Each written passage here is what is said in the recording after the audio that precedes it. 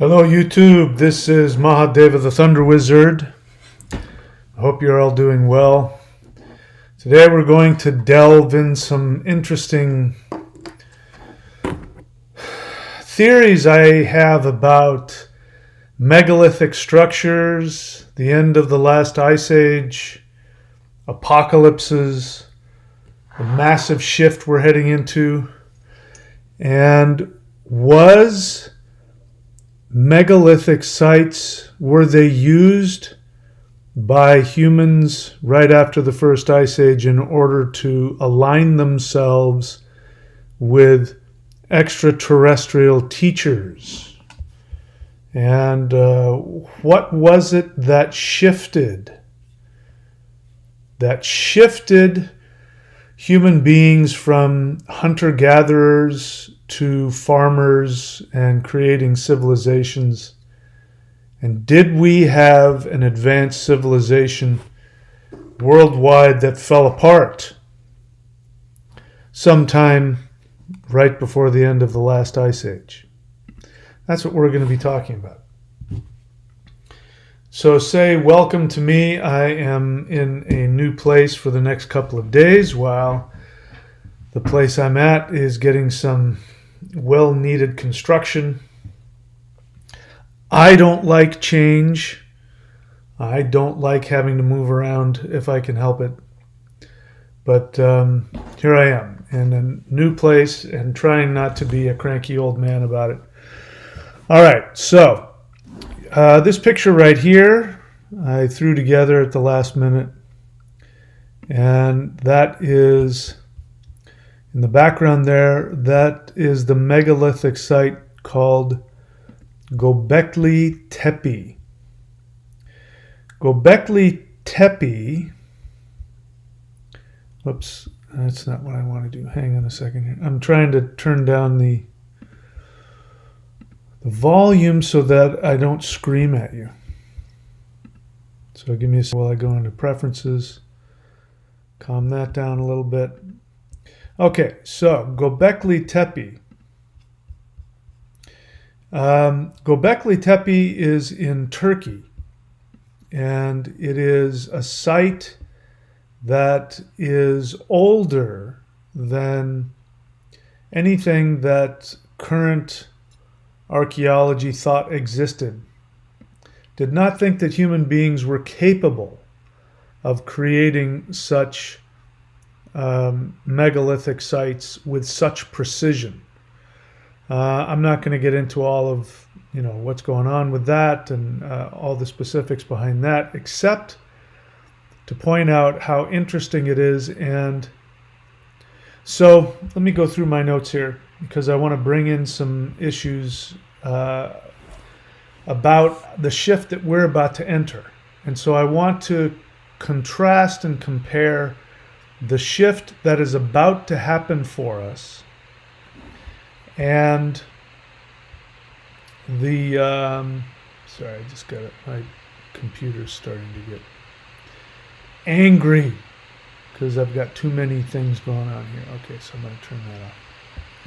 So I want to compare and contrast the differences between the shift that happened about 13,000 years ago that absolutely totally shifted the world, and as time is going on, even mainstream science is starting to realize that there was a massive, pretty much overnight event that completely shifted the earth and shifted the human population, human evolution, the evolution of human society all over the world. It happened pretty much all at the same time. And Gobekli Tepe here has some really interesting issues to raise. So, based on what archaeologists, even mainstream archaeologists, are saying, Gobekli Tepe was built right after the last ice age, which is unheard of in modern archaeology. And Of course, it is a megalithic site, similar to Stonehenge, similar to many of the other megalithic sites all over the world, including the pyramids. And if you've watched my channel, you know that I do not accept the mainstream scientific archaeological understanding of when the pyramids were built. And anybody with a brain has to reject it for all kinds of reasons. But it's very clear that the mainstream, I didn't used to like that. I didn't used to like the idea that there was a mainstream anything, but there definitely is. And it permeates science, it permeates now everything. It permeates our entire culture, religion, of course, the media, all of the sciences, not to exclude, of course, medicine. It's just there is a mainstream that if you do not adopt this mainstream understanding and mindset, you are silenced. And even before it became clear to me that there was a mainstream, throughout all of the sciences to reject, even before that, it was very clear to me that when it came to the pyramids, the mainstream was really leaning towards their own agenda. And so the mainstream understanding is that the pyramids of Giza were built, just a few thousand years ago. And the biggest pyramid they give to Khufu, and they say it was built by Khufu for his as his burial plot. And the problem with that, there's a bunch of problems, but the main problem with that is the reason they came to that conclusion was because there was some graffiti within the pyramid. There isn't any writing anywhere on the pyramid, anywhere, inside or outside. But there was some graffiti that was written by Khufu himself. Khufu wrote his name in the pyramid. And so some genius, way back who knows when in the 1700s said, oh, look, Khufu's name is there. This must have been built by Khufu. And that has been the mainstream archaeological scientific fact for 300 years, and that's the only bit of evidence they have to prove it. But there's so much evidence to say that the pyramids are much older and go back way back before the end of the last ice age. We also know that Gobekli Tete, in fact, what we've now, I'm enjoying this because I just, you can watch it on Netflix, the something apocalypse with, I forget the guy's name. But it's just so amazing to see that Gobekli Tete is just one of apparently scores of other megalithic sites that are buried. Now, what was interesting was that after hundreds of years of use, these sites in Turkey were buried. The people that lived there chose deliberately to bury them. So they're not ruins. Somebody chose to bury them. And we could talk about why that is. But all of these sites, including Stonehenge and including many sites in North and South America, are aligned very precisely to various astronomical bodies. The sun, the moon, of course, and other stars like Sirius. These are very commonly, these sites will be aligned to those stars. So what I'm going to share with you is I'm going to bring in all of these things. I'm going to bring in to you the idea that these are alien, by alien I mean extraterrestrial, that these sites were, among other things, used to be portals to connect to extraterrestrial teachers. When you look at the history of modern civilization, when I say modern civilization, I mean from the end of the last ice age forward, starting with Sumer.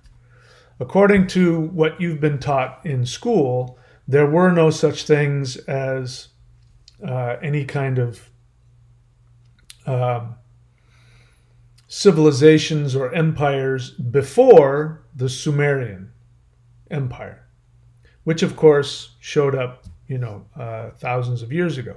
Again, after the last ice age. And so the assumption has been that from that time past, the only thing that existed in terms of human civilization were humans who were hunter-gatherers. They were Stone Age people. And we were Stone Age people for pretty much about 1 million years until suddenly after the last ice age, suddenly human beings went from being hunter-gatherers to farmers and to builders and astronomers and, creating math and science and all that. Apparently that just, I never really thought about it until recently and how ridiculous that is. The idea that out of nowhere, human beings became scientists. Out of nowhere.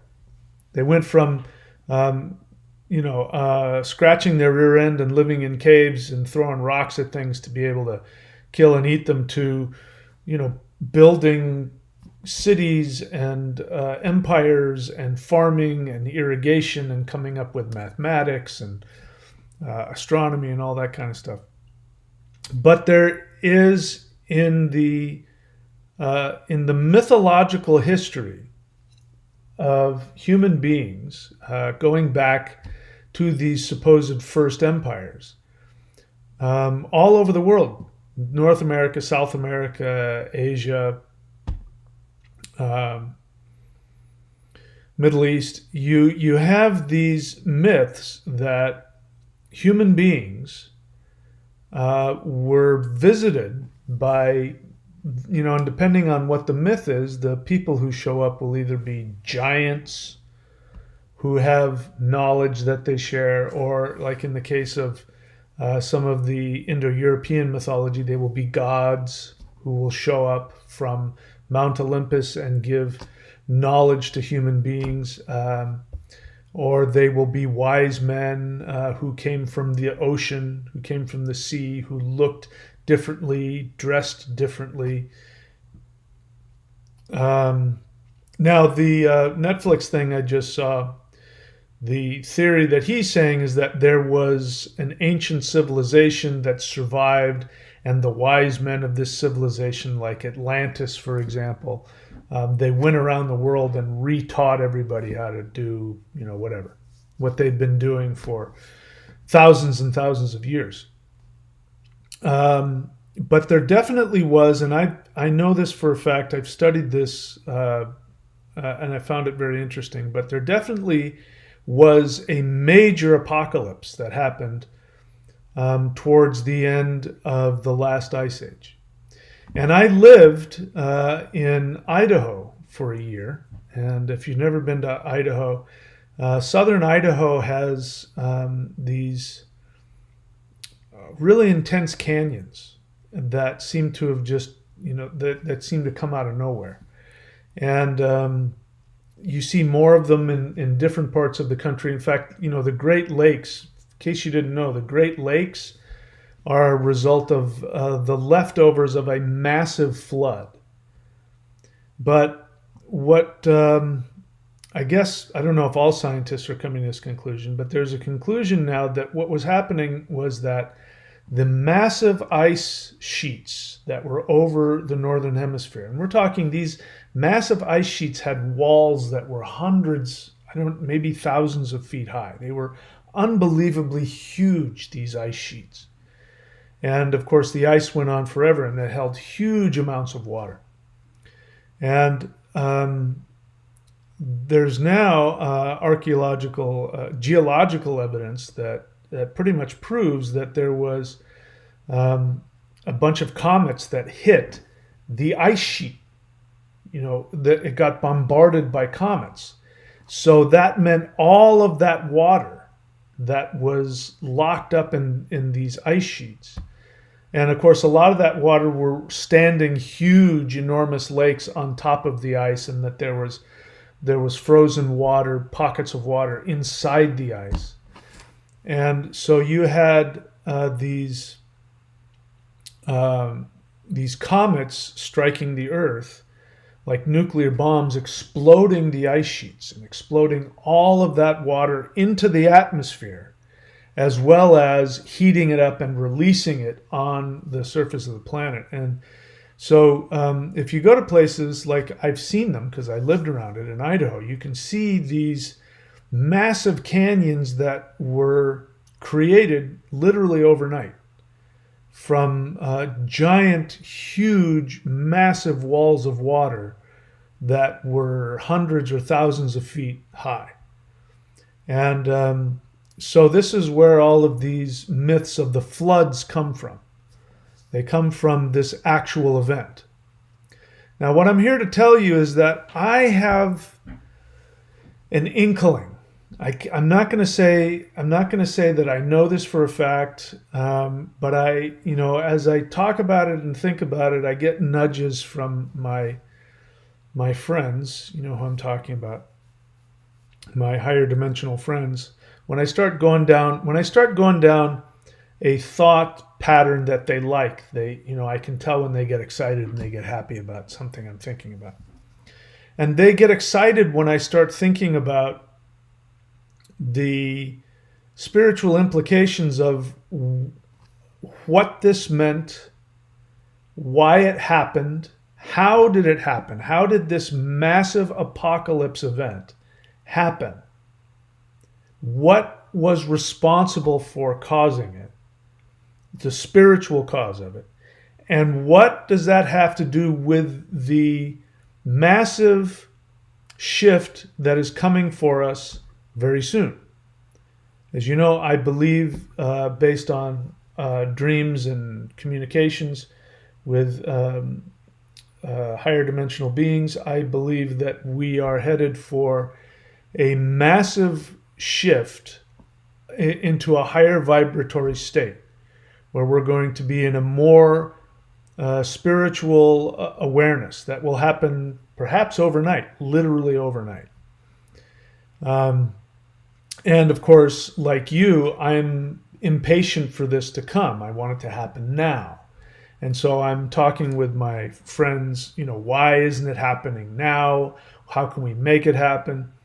And I get communications that I find confusing and frustrating, like the solar wave will come when you decide it'll come. Those kinds of things, which are like, okay, I've decided it's going to come. Why isn't it here? So what does that mean, and how can we learn from this previous event that happened 13,000 years ago? And why did it happen 13,000 years ago? What was the huge spiritual impetus for it?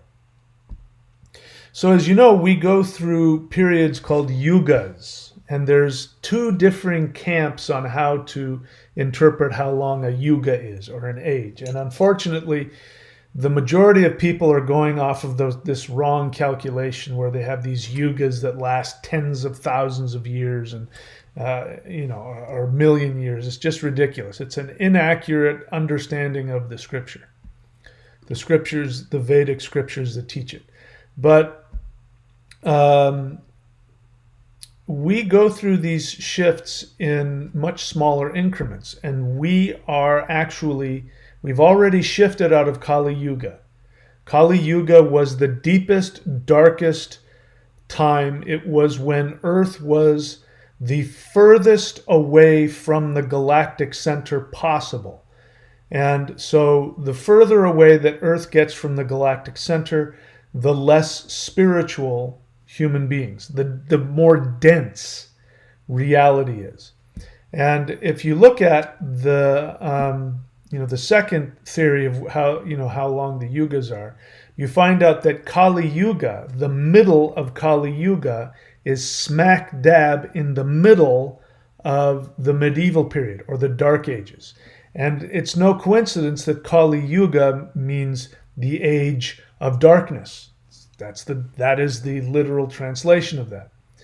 And we people in the West who didn't know anything about yugas and didn't speak Sanskrit, what is it we called the medieval period? We called it the Dark Ages.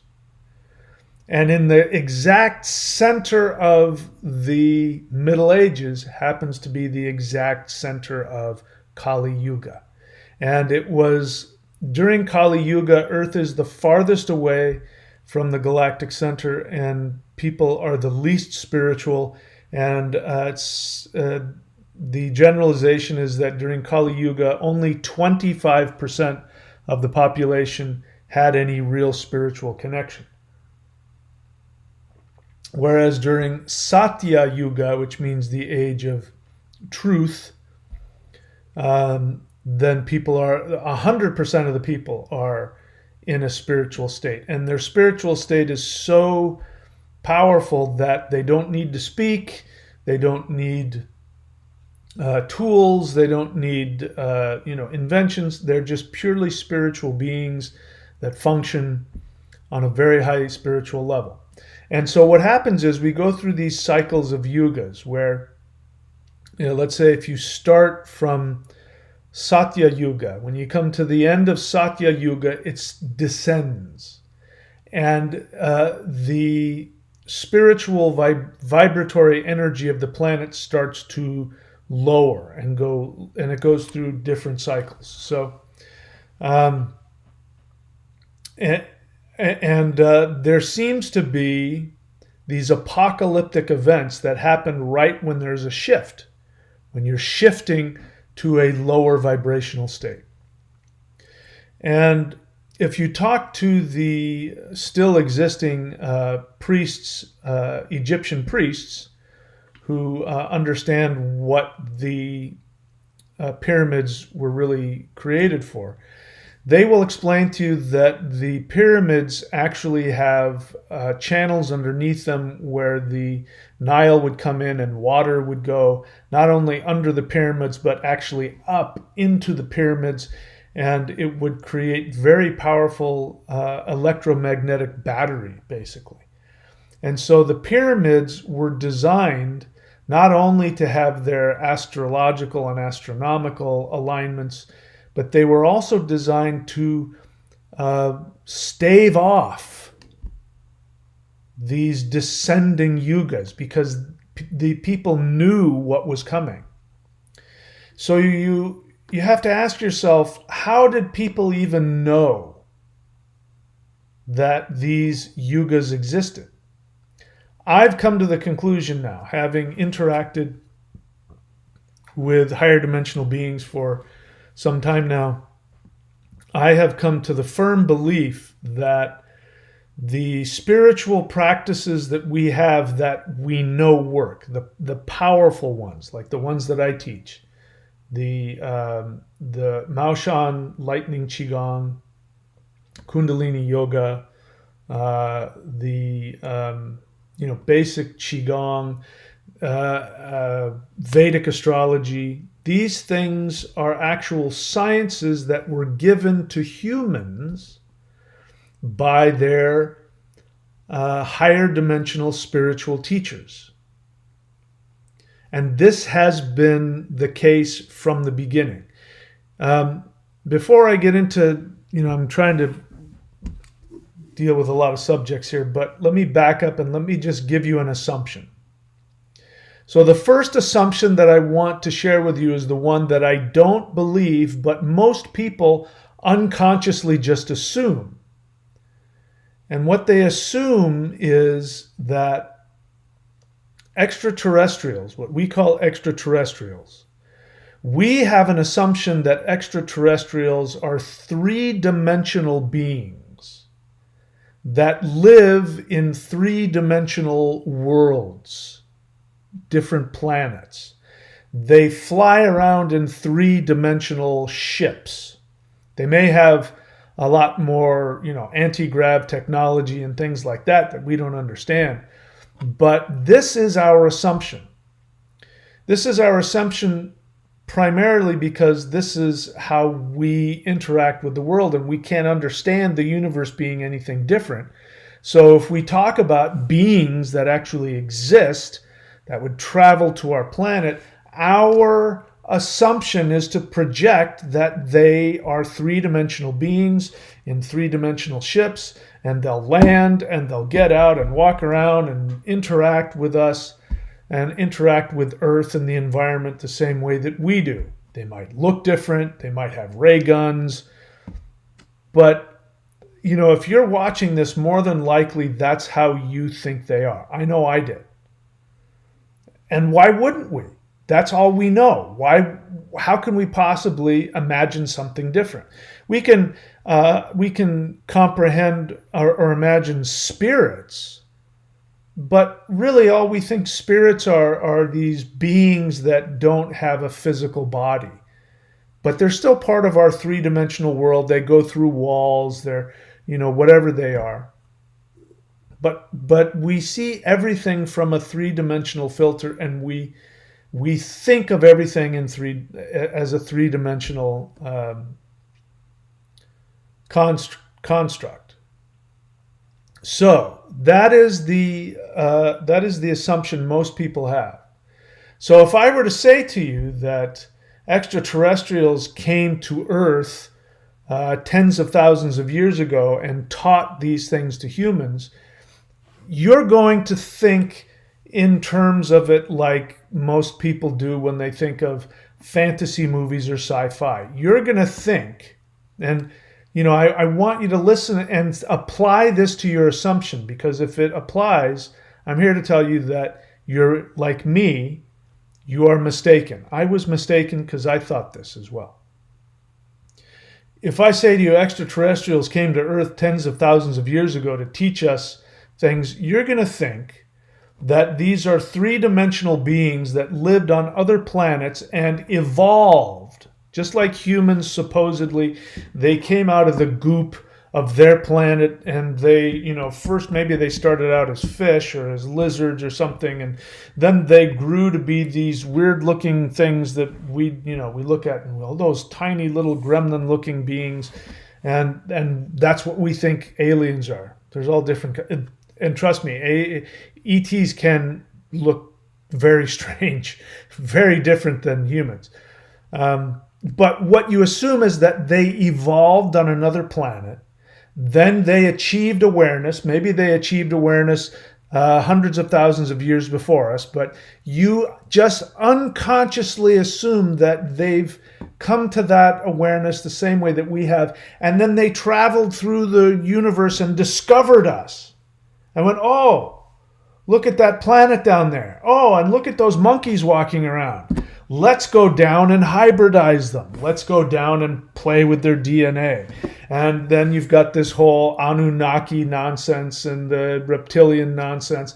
But all of that, the Anunnaki stuff that people are throwing around, the reptilian nonsense people are throwing around, comes from the assumption that extraterrestrials are no different than us. They just look different. They came from a different part of space, and they evolved earlier than us.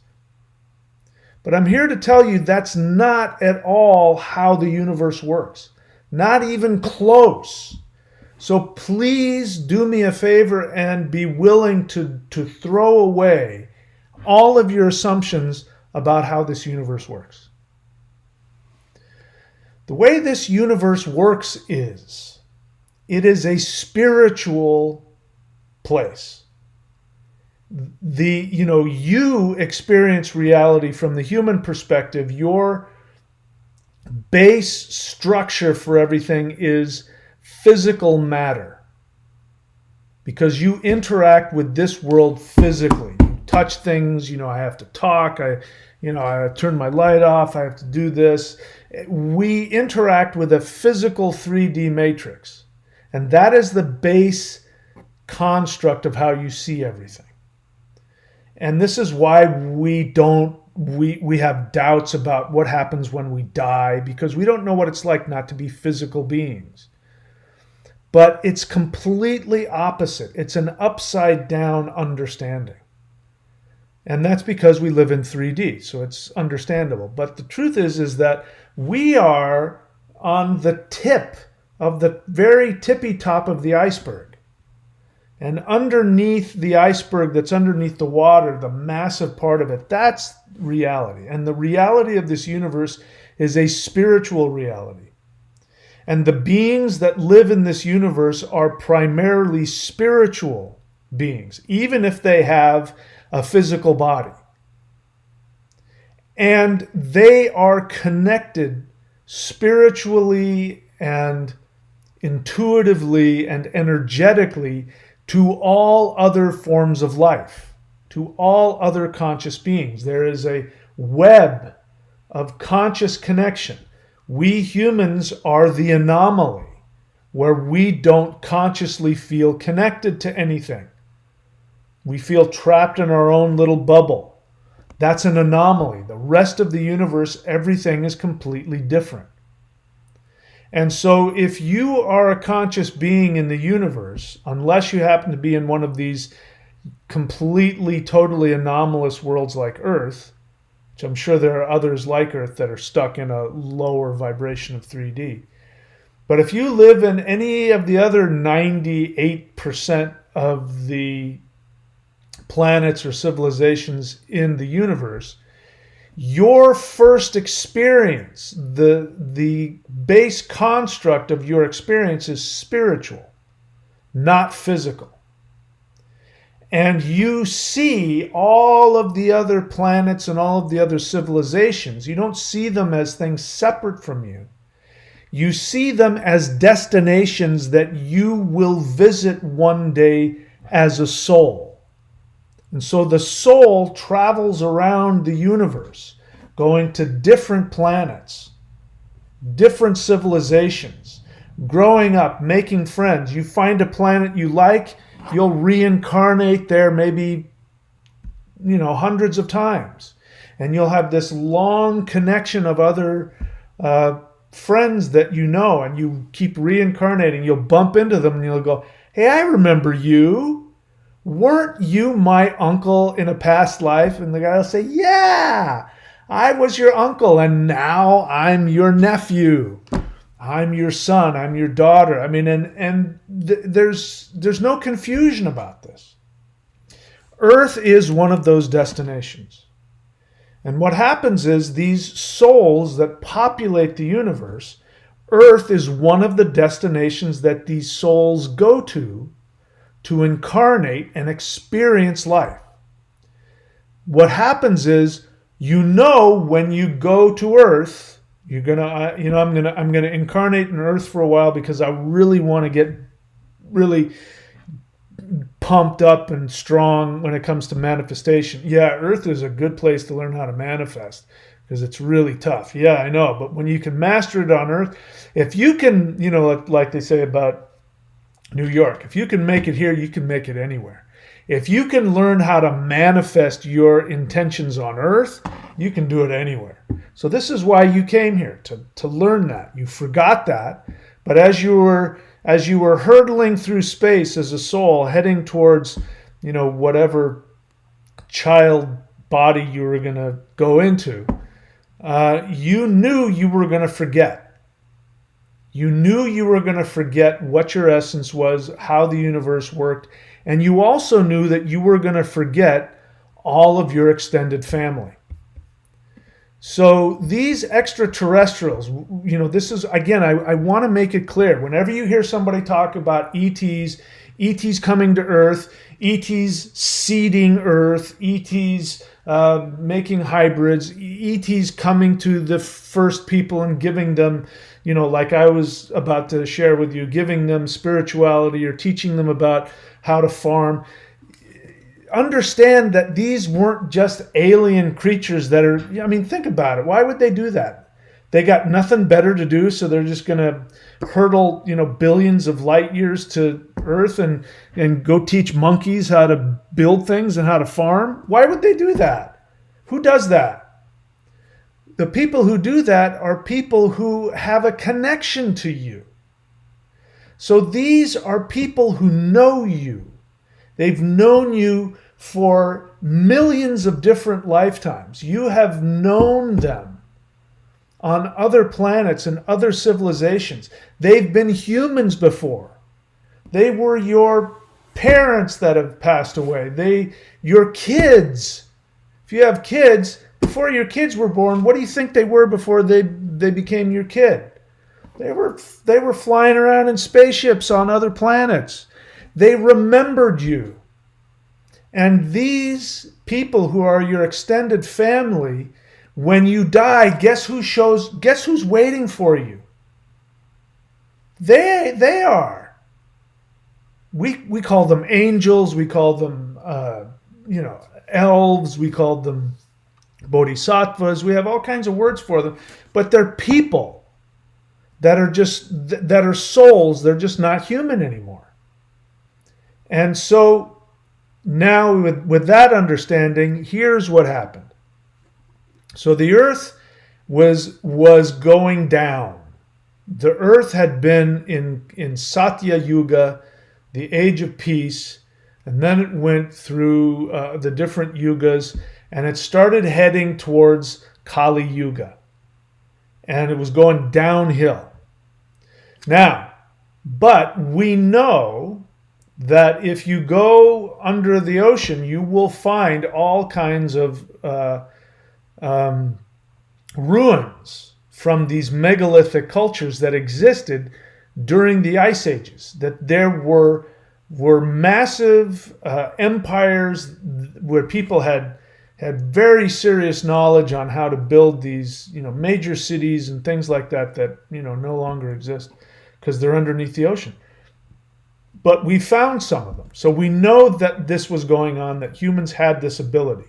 So how did humans go from this ability to create these megalithic structures? And then next thing you know, they're just a bunch of hunter-gatherers, and all they know how to do is, throw spears and arrows and, live in mud huts, and that's all they can do. How did that happen? Well, there was a massive apocalyptic event, which I talked to you about at the end of the last ice age. There was a bunch of comets that hit the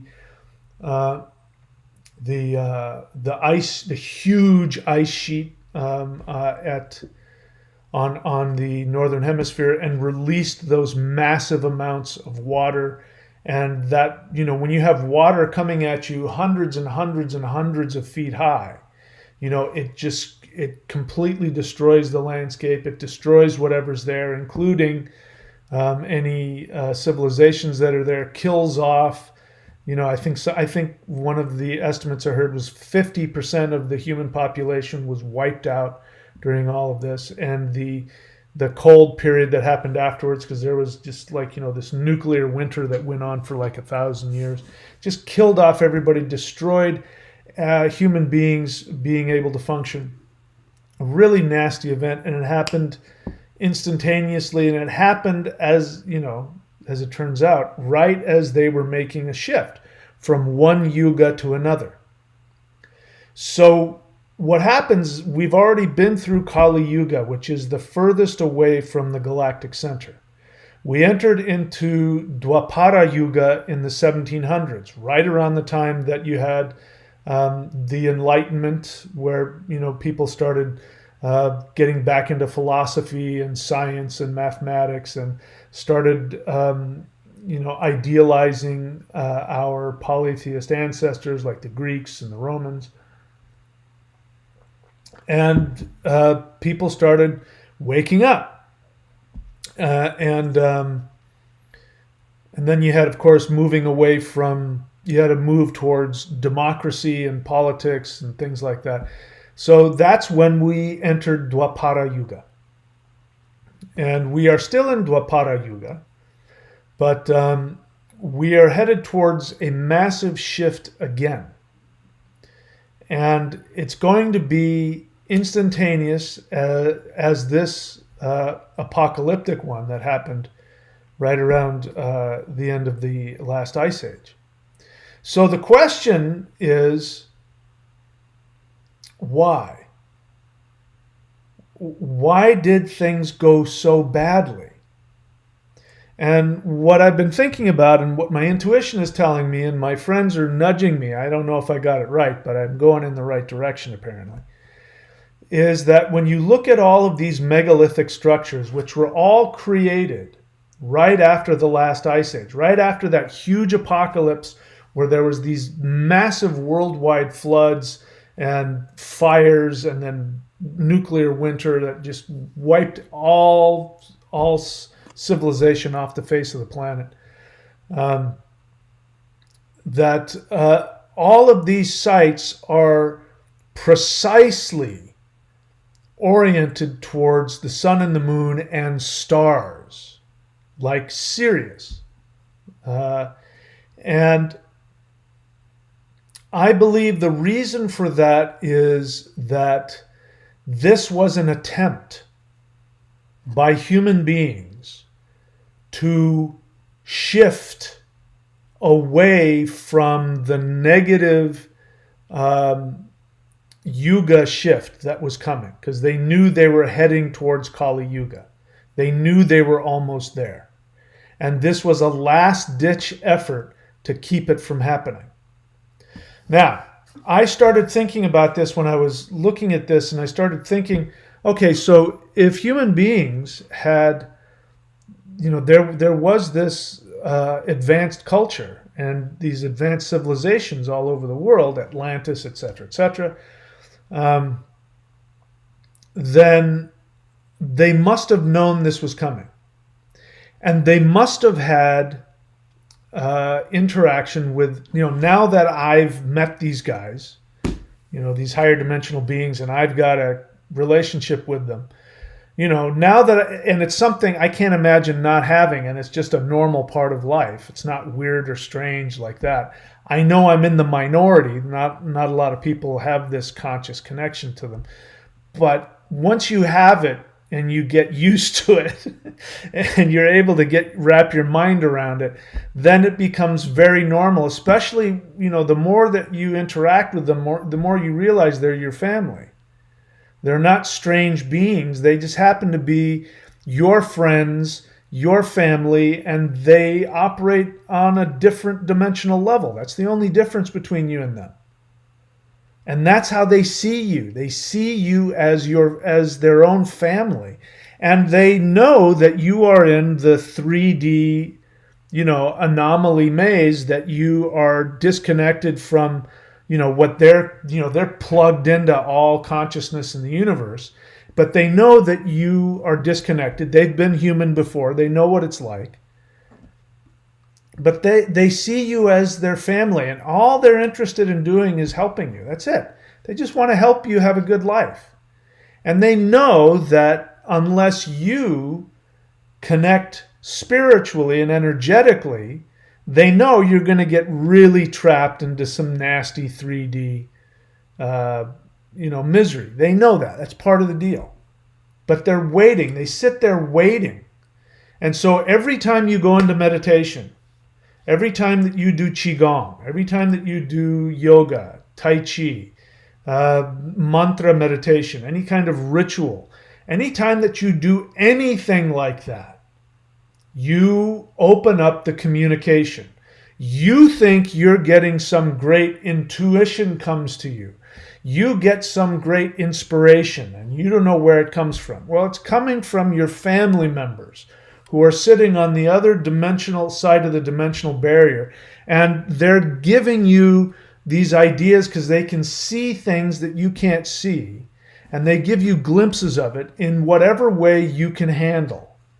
And if you aren't aware that you actually that there is a shift in other dimensions, that there are beings that operate on higher dimensions, and that they're your family and they love you and they want to connect with you, if you're clueless about that, then they will give you intuitions, or you'll have synchronicities, and people will go, oh my God, I saw 1111 twice today. I saw angel numbers. What does that mean?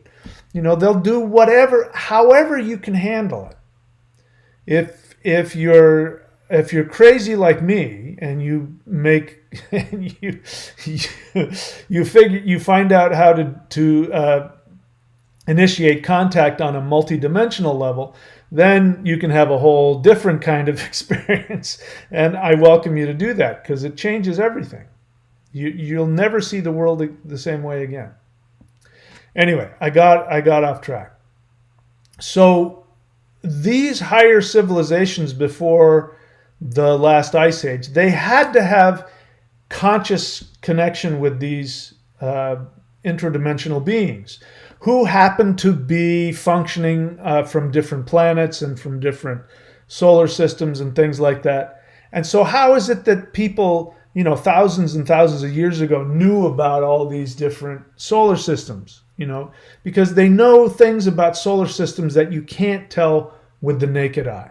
The only way they would know is if somebody from those solar systems came and explained it to you. And that's the only possible way. And what's interesting about Gobekli Tepe is that the carvings on the stone pillars have a very clear message. And they actually show the sky as it would have been right at the time of the end of the Ice Age. And they were beyond that. They were, I think, 1,000 years after that. So they were making maps of the sky from 1,000 years earlier. How does somebody know how to do that? And the reason they were doing that is that they were memorializing a massive, tragic apocalypse event. And it was burned into them that this is what happened. And you see this everywhere. You see this in the pyramids. You see this in the Mayan tradition. You see it anywhere that you see these megalithic cultures. There is an awareness, and some of them, like in the Mayan calendar, is very clear. They go out of their way to, as if they are seeking to make sure that this doesn't happen again. So if this was just some natural event that happened, people wouldn't have this mindset, especially if, there's no doubt in my mind that these cultures had interactions with ETs on a conscious level. There's no doubt in my mind about that. And, because this is where all, Vedic mantra comes from, Vedic astrology, Qigong, all that stuff, all the stuff that I do. Now I know where it came from. It came from our family members who are teaching us when we're trapped in the maze. They teach us these powerful disciplines and these sciences to help wake us up, because they love us and they want us to have a good experience down here. So what I'm realizing is that what was happening was that these, like, let's take Atlantis for example. If you know the story of Atlantis and other places, similar kinds of empires and civilizations, is that they became so powerful. And in some cases, they had such powerful magic that they started abusing their power. And the abuse of their power made it so that they created these apocalypses. Now, one way to look at it is to say they were being punished. Like in the biblical tradition, God was punishing man for his pride and sinfulness. That's the Abrahamic version of it. But in other understandings, they had become out of balance with nature. And even though they were powerful and magical and had all of these supernatural powers and abilities, they were out of balance with nature, and nature responded negatively to them. So there's an understanding that this flood was a result of man's imbalance spiritually. The difference between then and now is those people had a better understanding of the universe. They understood that the universe was a spiritual, energetic place, and that they were spiritually and energetically part of that. And they knew that they had the ability to use their minds to intend their reality. This was not an issue for them. Their advanced spiritual state and their advanced spiritual powers gave them the ability, the magical ability to do different rituals and things like that, which would intend their reality and create reality for them. So what was going on, however, was that while they had just come out of Satya Yuga in previous ages, and they had retained a lot of that knowledge from the age of truth and spirituality. They had retained a lot of that knowledge, but their internal connection to spirit was getting muted. And so they were becoming afraid. They were feeling powerless. They were feeling victimized. And so they overcompensated by putting themselves and trying to use their spiritual powers to control reality. And they started becoming narcissistic and, taking on slaves and, doing what we would consider to be black magic and things like that. And the problem is that they had all this spiritual power, but they had all of these negative, fearful things going on inside of them. And so what I believe my friends are telling me is that this apocalypse that happened, that these comets that came and struck the earth and struck the giant ice fields, that was their projection, that they brought it on with their negative thinking. So it's like they had the powers of 5D, but the mindset of 3D, because they were moving back into a denser version of 3D. And so what was happening is that our higher dimensional friends were working overtime to try and give human beings the ability to come slowly down. And, even the pyramids were an attempt to hold it back. And if you look at, archaeologically, if you look at the pyramids, you'll find that there was some massive, explosions that happened inside of the pyramids. And it's like the pyramids were working and they just blew up one day. And so imagine these people built these pyramids trying to align themselves to the higher dimensional ET star systems, trying to hold on to that Satya Yuga energy. And instead of allowing that to work in a way which helped them move into 3D gracefully and, allow themselves to go to Kali Yuga in a graceful way and experience it and hold on to their spirituality, instead of that, their mindset became so, lower vibrational that they were trying to use the pyramids and things like that to keep this world the way it was, and it just blew up and it snapped. And then you had this apocalypse happening at the same time. And so human beings fell, and they fell hard. And then, of course, we forgot. And we really forgot everything. And that's why you see in the records or in the archaeological records, that human beings were just walking, they were just hunter-gatherers. They didn't know how to do anything anymore. They didn't know how to function. They didn't have spirituality. They became very violent.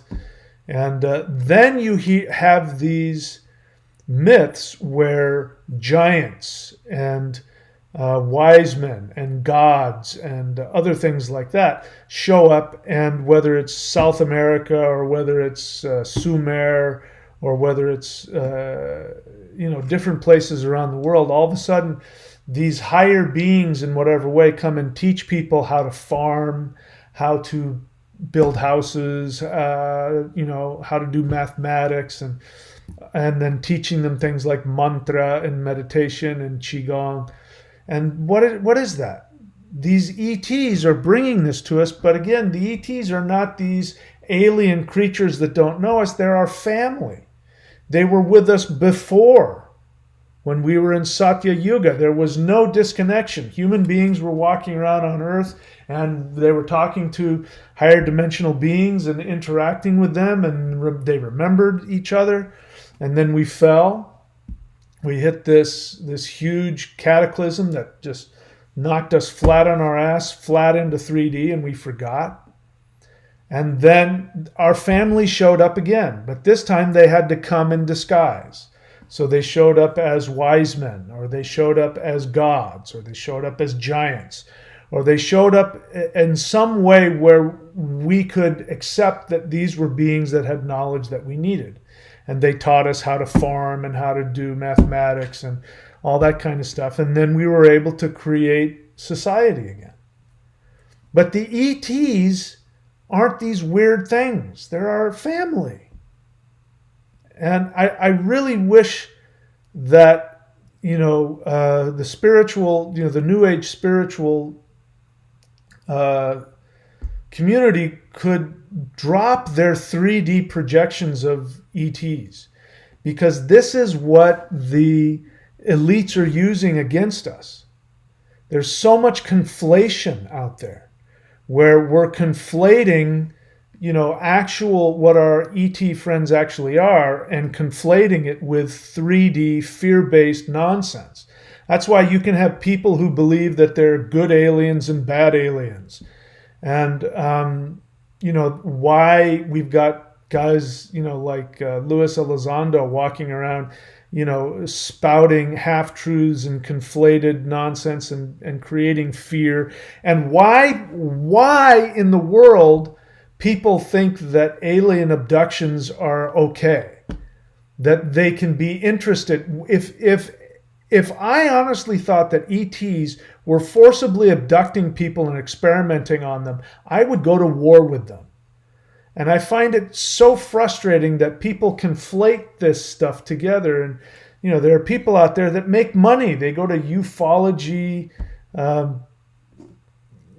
gatherings, and they make tons of money talking about alien abductions and creating this thing where people are fascinated with aliens but frightened of them at the same time. And trust me, there's none of that is accurate. All of that abduction stuff is human created. It's got nothing to do with our ET family. All right, so I've babbled long enough and I've gone in a bunch of different directions and I probably made no sense, but there you go. So this is a question and answer. As you know, I love questions. If you have a question, you can write the word question in all caps and then ask me your question, or you can share your feeling. Those are the two things that I like. You do anything other than that, you're bound to have me embarrass you in front of the world, and who wants that? So let's see what we got here. Thundra says hello. Thundra, thundra.thunderwizard.com. She says hello. By the way, before we get into this, let me just do a little bit of business. As you know, I have a book that I just released. I'm actually here in this new place while the construction is going on, and I am recording the audio for the audio book. If you want to wait for the audio book, I'm fine with that. But I just created this. Extraterrestrials are coming to Earth. Why are they here? What do they want from you? New book available now on Amazon in paperback and Kindle. Extraterrestrials are coming to Earth by Michael William Denny. You've heard all the stories about ETs, aliens, and interdimensional beings of light, but you don't know if any of the stories are true. What if you could talk with an ET yourself and find out? You can. I communicate with ETs every day. What these beings of light have shown me about the true nature of reality has freed me from the bondage of 3D. You are much more powerful than you realize, and everything is about to change.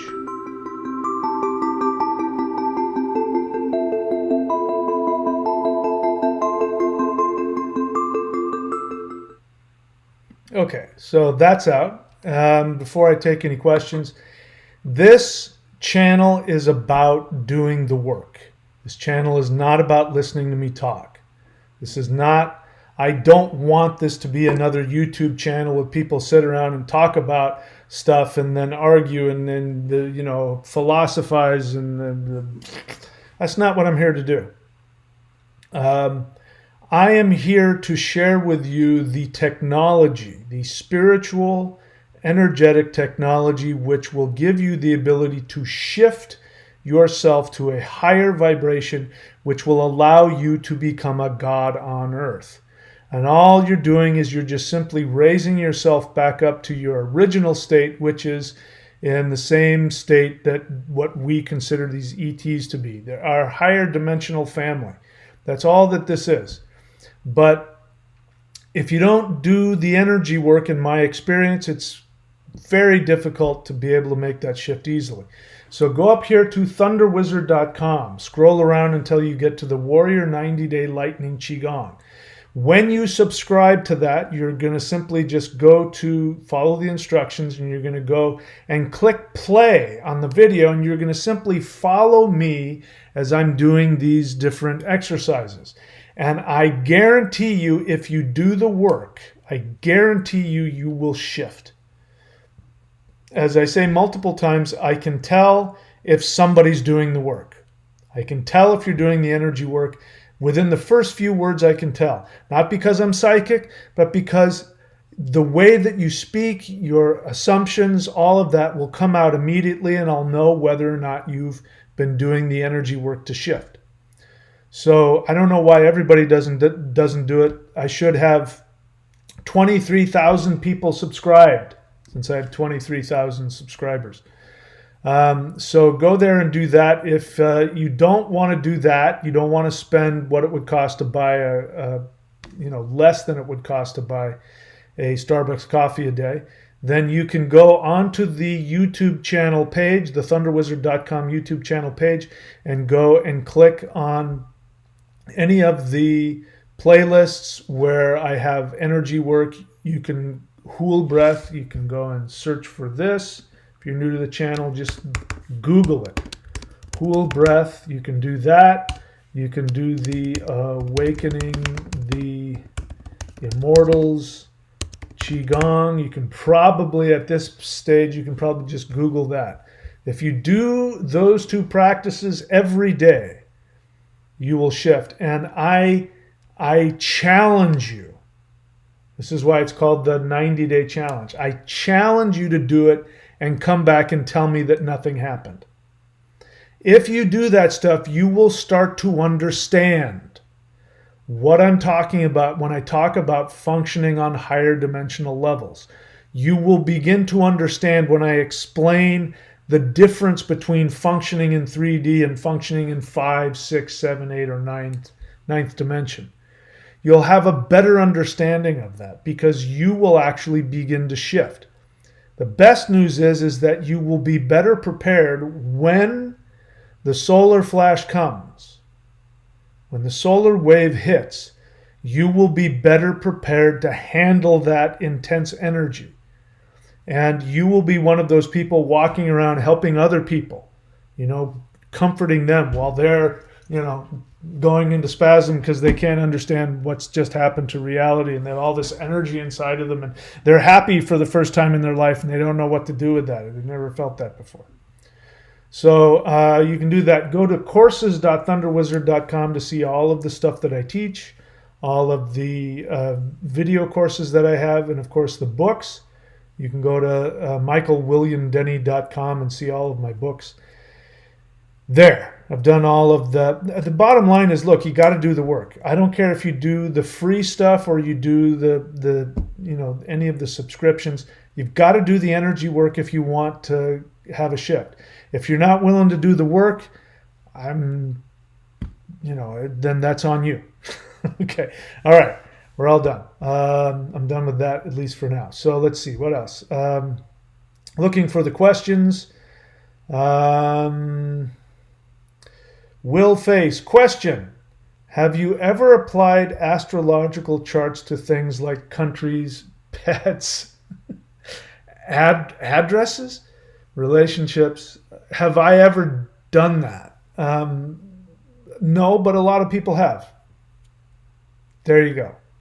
Joni Patry does that to the United States and other countries all the time. So I don't know why you're asking that question. I don't know how that helps you. Have I done it? No. Other people have. There's your answer. Agent of the universe, honest feeling. I feel confused amidst a sea of different beliefs. It's sometimes hard to know what the truth is. Yep. So, agent of the universe, you're not asking me for my help, but I'm going to give it to you anyway. What will be most helpful for you is if you follow my instructions. And my instructions to you have been and will always be in this vein. You must learn how to see people without judgment. You must learn how to love people exactly where they are, even if they do things that you don't approve of, even if they have different politics than you. You must learn to see yourself in everybody. This is your task based on how you've been wired. You've chosen to wire yourself this way. You've got a very difficult, challenging life to work through. You have this mind that tends to look at things in black and white. It's very, you tend your mind tends to judge everything. And this is all a projection of your self-projected negativity. So the way out of that is to treat others the way you secretly want to be treated, which is you want to be loved and accepted exactly for who you are. You don't want to be judged. You want to be seen. And so your job is to give that to others. One thing you can do, which will help you tremendously, is every single day, do something kind for somebody and don't let them know you did it. If they found out you did it, it's no good. You have to do something nice for somebody, and it has to be something that they'll enjoy, and you can't let them know you did it.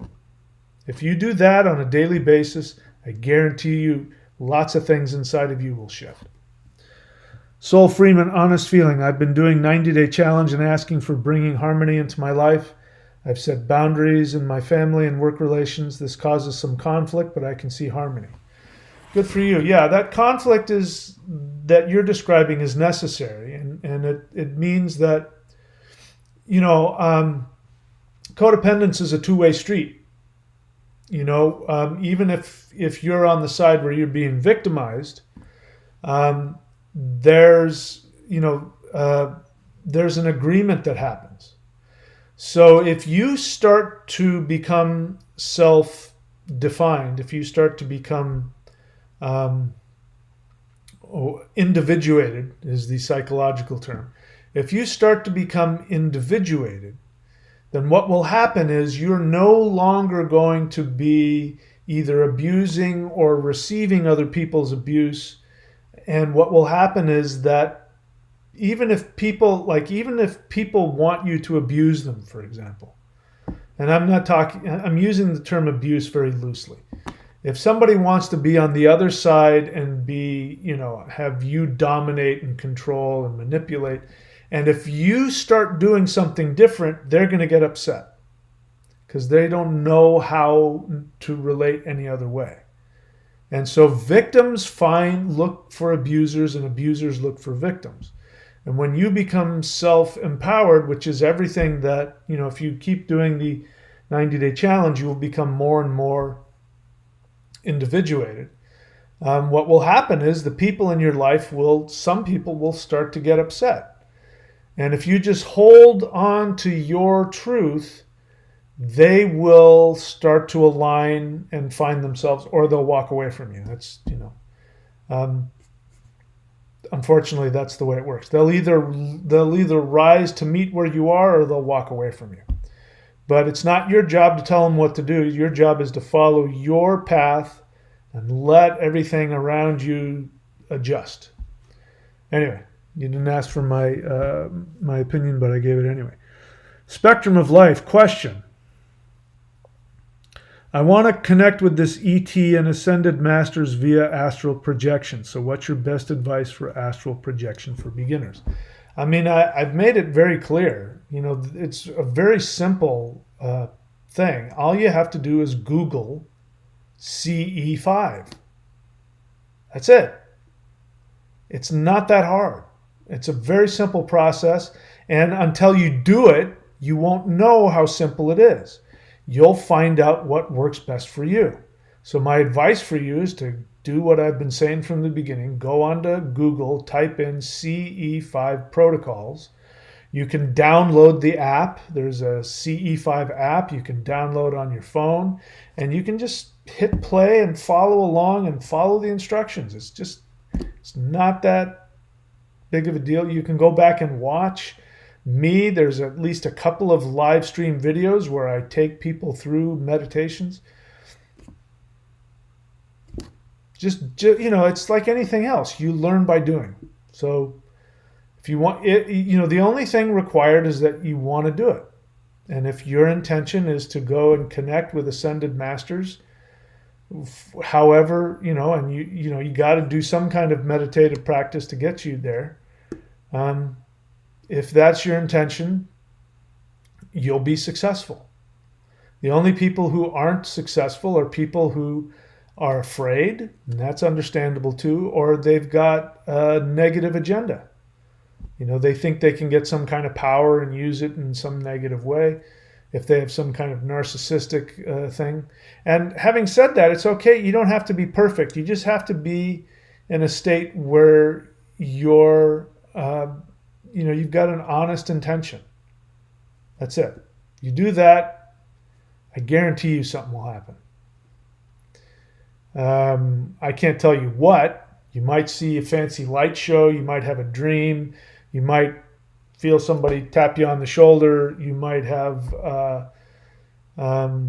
you might go into meditation and feel a connection. You might wonder, did that just happen or did I make that up? You could have all kinds of different things happen. But what I had to do is I had to just keep trying. The first 2 times I did it, I was too thick. I've got video footage of things happening, and it was right in front of me, and I couldn't see it. I was lying on my beach chair, and there was this orb flying around me, and I was clueless. I didn't even see it. I was just looking right past it. But I look you can see it on the video. It's floating right over me, and I'm clueless. I didn't even see it. So just keep doing it and you'll be successful. But I tell you, once you've opened that door, you'll never be able to close it again. Never. Life will never be the same. 3D will never be the same. If what you want is to stay in 3D and be a victim and look for excuses to be victimized, you won't be able to do it anymore. That you'll shatter that ability. And that's a good thing. Agent of the Universe question. When I do the yin-yang hands, I feel some tap on my shoulders. You feel like something on your shoulders? Have I ever experienced that? I think I have a couple of times. What's my interpretation of it? It's exactly what it sounds like. The yin-yang hands, those of you who don't know what that is, you can go over here to thunderwizard.com and you can subscribe to the 90-day challenge. I teach you the full yin-yang hands practice. It's incredibly simple. But that practice is, in fact, it's the bat signal. When they want Batman to show up, they put the bat signal up and Batman shows up. When you do the yin-yang hands, the ascended masters show up, which are ETs. case you didn't know. And they may not show up like, they're not going to show up, but they're going to show up. And when you do it, you're going to start feeling energy. And then you're going to start, if you do it long enough, you'll feel that your body will shift slightly. In some cases like you might actually feel somebody shifting your body just a little bit. You might meditate and feel like you're connecting with something, with somebody. But that's the yin-yang hands is a portal. It opens up to higher dimensions. So if you want that, it's incredibly simple. Go here to thunderwizard.com and sign up at the Lightning Qigong to learn that. Sol Freeman, the 90-day challenge has given me the strength to hold my course. Thank you for your feedback. You're welcome. Okay, are we done with the questions? Are we all done? So I want you to think about this. People ask, and I ask this, people ask, when is the solar shift going to come? When is the solar wave going to come? And looking back on what happened to our ancestors 13,000 years ago, if I'm correct, what was going on is we had people who had a lot of spiritual power and techniques, but they had lost the consciousness associated with it. They were becoming afraid. They were feeling themselves getting pulled into 3D, and it was frightening them because they were feeling disconnected from the love of the energy that was around them. And so they started to project that negativity and that fear. They started using it in destructive ways. And what ended up happening is that they actually, with their intention, they manifested in their physical reality what they felt was going on inside. And I'm here to tell you, it didn't have to happen that way. You could say to me, yeah, but Mike, there were comets, and, the stars were aligned this and the comet fields and all of that. I would have agreed with you until I saw that the Mandela Effect was real, especially when I found out that before 2012, the Earth was on the outermost arm of the Sagittarius arm of the Milky Way Galaxy, on the very edge of the galaxy. When I was in high school, they showed us pictures and told us that's where our planet was. And even up until somewhere around 2015, you have, what's his name? Tyson. Who's the astronomer? Tyson guy? You know who I'm talking about. We've got him saying on video, still to this day, you can find the video on YouTube of him, this astronomer expert. He's got his own National Geographic Star Talk program, and he's saying that the Earth is on the Sagittarius arm of the Milky Way Galaxy. But somewhere after 2012, science has been saying, apparently since forever, that no, the Earth is in the Orion arm, halfway in the galaxy. Completely on the other side of the galaxy, 73,000 light years away. And what's interesting, I was alive during 2012, and everybody was expecting that the world was going to end. But what people didn't realize, which now, hindsight is 2020, we go back and we look at what the Mayan 2012 prediction said. It said that the Earth and the sun was going to go through a black hole. And that would be the end of this world and the beginning of a new one. We interpreted it to mean that it was going to be the end of the world and everything was going to come crashing down. And of course it didn't. But what is interesting is that the Earth completely shifted somewhere after 2012. Apparently, December 21st, 2012, the Earth went through a wormhole and took all of the surrounding stars with it, because those same stars were with us when we were on the other side of the galaxy.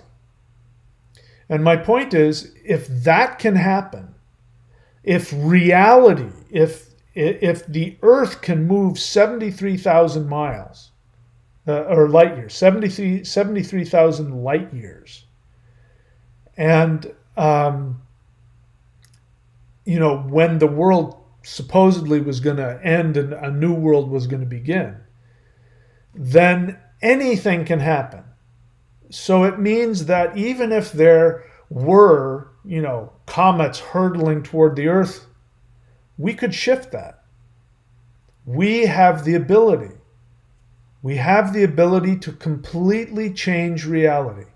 We have the ability, if you want to think of it this way, to shift into a different timeline. I don't see things like that anymore. I don't see separate timelines. The universe doesn't work like that.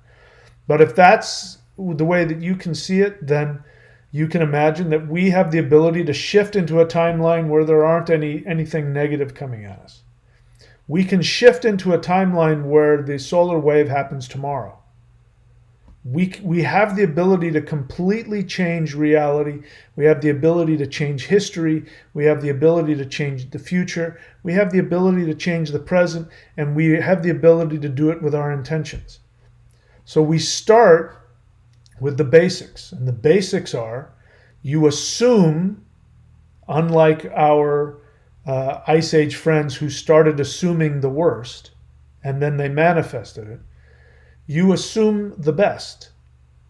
You assume that you live in a universe that loves you unconditionally, that you are loved and you are surrounded by incredibly powerful family members who live on higher dimensional levels, who are involved in your life and will work with you and help you to the degree that you allow them to. And that what you deserve is what will bring you the greatest happiness.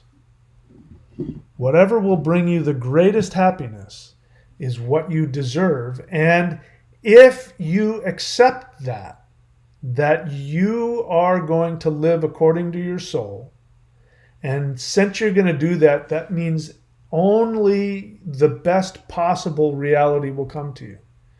If you start from that as your base assumption for your reality, and you take actions based on that, then the solar wave will come.